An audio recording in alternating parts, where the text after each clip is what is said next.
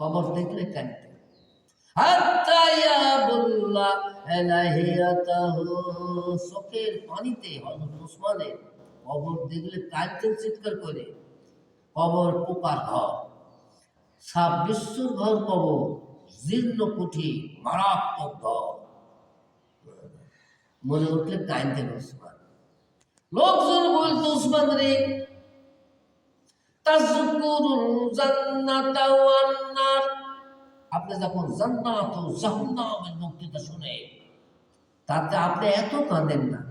ওয়াতাবুকি মিন হাযা, আর আপনি কবর দেখলে এত কাঁদেন কেন ওসমান?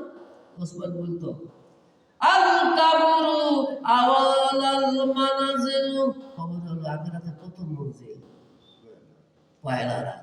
মানুষ যখন মরে যায় সেই দিন ওই ব্যক্তি পহেলা ব্যথা।